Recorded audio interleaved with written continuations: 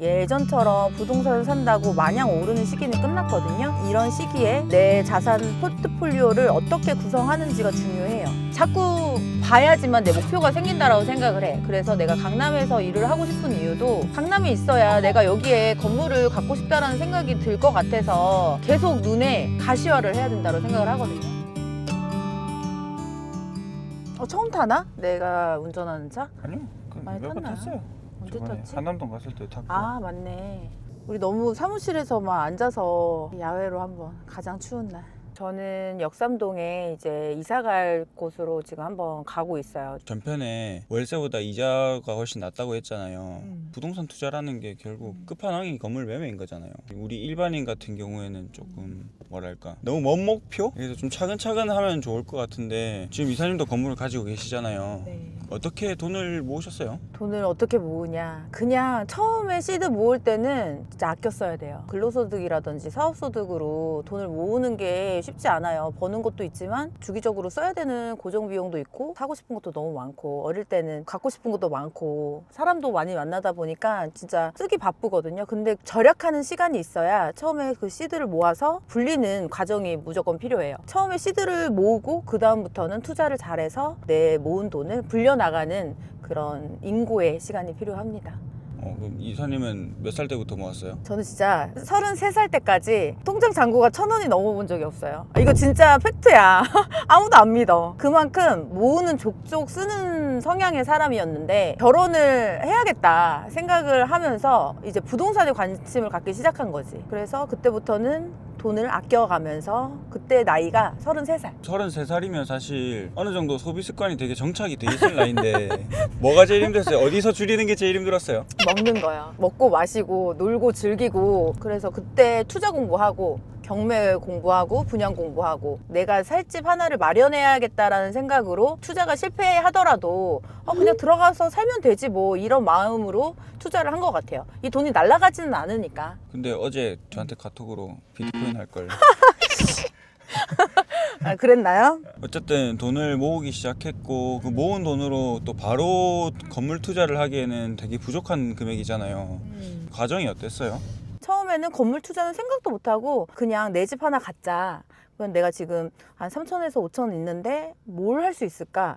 그래서 저는 경매부터 한 거예요. 아파트를 그때 2년을 보유를 해서 그 시드로 불려 나가면서 건물 투자까지 한 거죠. 주택으로 처음에 하셨구나. 그럼요. 처음에 주택하고 분양권하고 이제 아파트를 해봤는데 아파트는 사실 뭐 그렇게 많이 오르진 않았거든요. 근데 경매로 샀기 때문에 시세보다 좀 싸게 샀어요. 그리고 너무 부동산이 재밌어서 중개사 자격증을 딴 거예요. 주택을 무조건 하나는 사야 된다라고 말씀드리는 이유가 1세대 1주택 비과세 혜택이 있잖아. 그게 엄청난 큰 혜택이거든요. 그래서 그거는 무조건 써먹어야 된다. 주택 하나 돌리고 남는 돈 있으면 건물 투자 하셔라. 근데 선택이죠. 주택을 먼저 해도 되고 건물 투자를 해도 되는데 부동산 상식이 없으면 건물 투자를 이렇게 섣불리 들어오면 사실 쉽지 않아요. 그러면 얼마 정도 시드가 모였을 때 건물 투자를 시작하셨어요? 저는 처음에 5억. 서울권에 있는 거는 사실 뭐 5억도 가능하긴 한데 그래도 조금 제대로 된 걸 투자를 하려면 한 10억 정도는 있어야. 제가 처음 부동산 시작했을 때도 10억이 애매했거든요. 근데 지금도 애매해. 인플레이션이 심해지다 보니까 더 애매해졌어. 사실 단독 투자는 못했어요. 서울에다 하다 보니까 그래도 괜찮은 거를 하려면 한 10억은 있어야 된다 해서 저는 공동 투자로 시작을 했습니다. 그게 중개업을 한 지 1년 만에. 좀 불장이기도 했고 너도 나도 사니까 사야 될 것 같은 거야. 그래서 샀죠. 큰 시세 차익은 보지는 못했는데 좋은 경험이 됐다라고 생각이 들어요. 지금 생각해보면. 지금도 건물 갖고 있는 거 이자 많이 내거든요.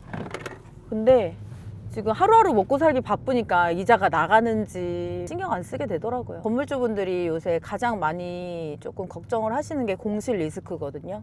저도 공실 진짜 많이 생기면 비전해야 되는데 이 생각부터 들거든요. 스트레스 많이 받아요. 공실 리스크도 많고 이런데 그럼에도 불구하고 강남 건물주가 되고 싶은 이유는?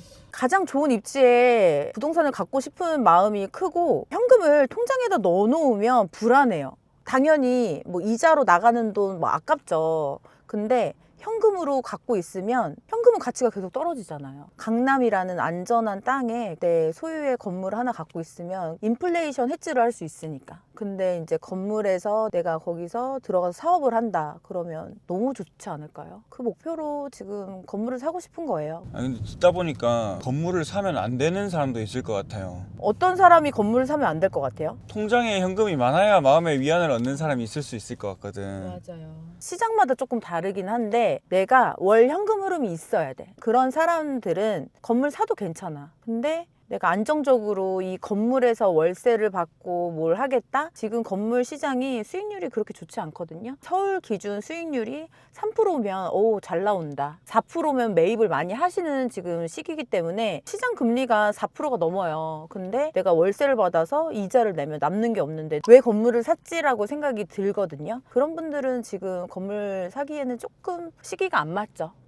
투자에도 공격적 성향이 있고 안정적 성향이 있긴 하지만 투자를 한다라는 것 자체가 그래도 리스크를 어느 정도 안고 간다라고 생각을 하시고 그냥 내가 버는 돈으로 저축해서 사는 시대는 발전이 없어요. 제가 생각했을 때.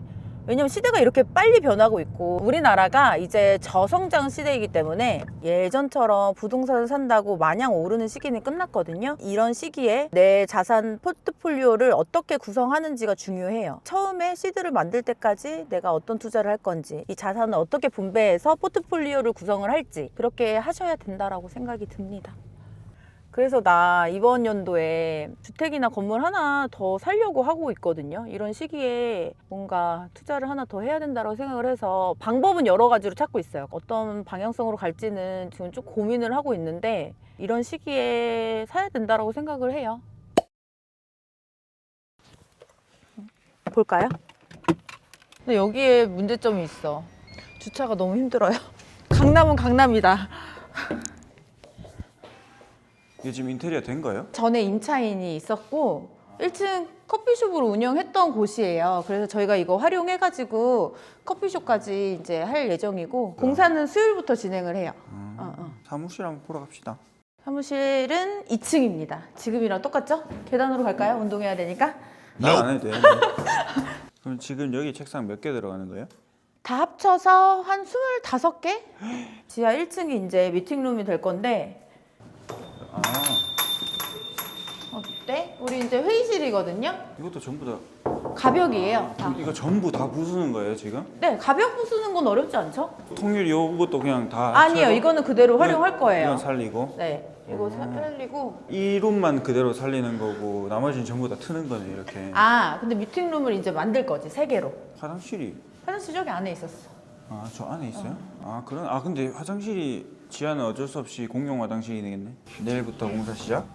내일부터 공사 시작. 건물을 매입을 하면 컨텐츠를 채우는 게 좀 일이잖아요. 이거 공유 오피스로도 활용하거든요. 나중에 건물 사면 우리가 이런 컨텐츠도 채워줄 수 있는 또 하나의 무기가 생겨가지고 어때요? 설레요? 새로 갔는데? 설레는데 송파에 있는 거보다 월세가 많이 나가요.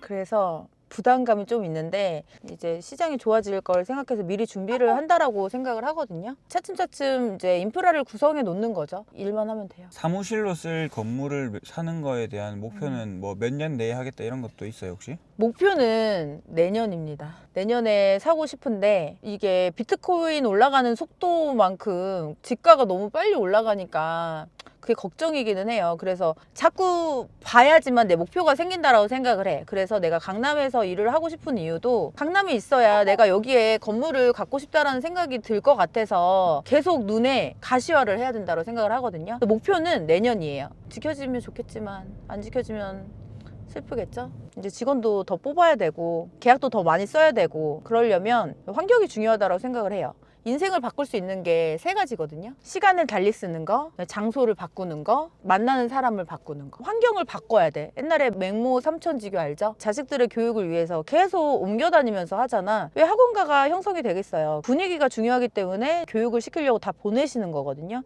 그만큼 장소가 진짜 중요해요. 지금 역마살이 좀 끼긴 했지만 한 번 더 확장하는 시기가 왔으면 좋겠어요. 근데 그게 4, 5기였으면 더 좋겠고 그렇습니다. 이제 이사 가면서 더 활동하는 모습 보여드릴 건데 이제 저처럼 이제 새로 시작하신 분들 같은 꿈을 갖고 계시는 분들 같이 한번 이번 연도에 열심히 하는 걸로 하고 앞으로 더 성장하는 모습 보여드리도록 하겠습니다.